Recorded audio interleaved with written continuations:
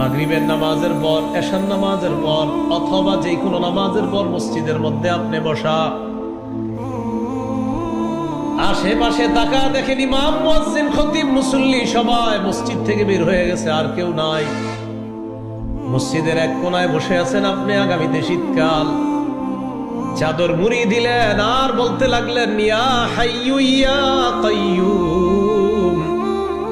অনেকবার বললেন, বলার পর বললেন ও চিরঞ্জীব রব আল্লাহ, ও চির প্রতিষ্ঠিত রব আল্লাহ। আপনার নবী হাদিসের মধ্যে বলছে এই দুই নাম নিয়ে যেন আপনার কাছে দোয়া করি। মাবুদ, আমার ব্যবসায় বরকত হয় না, মেহেরবানি করে তুমি ব্যবসায় বরকত দিয়ে দাও।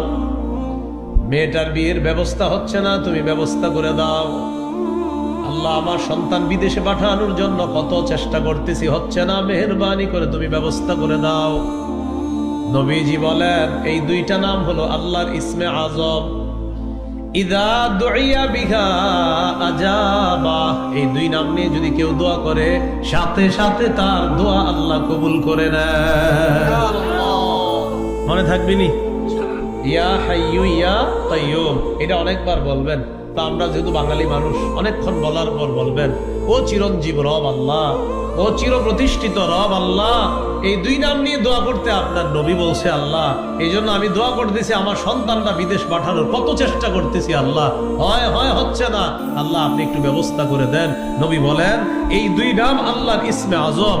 এই দুই নামে ইয়াকিন করে কেউ যদি দোয়া করে, ইদা দুইয়া আজাবা, দোয়া করবে তো কবুল করবে।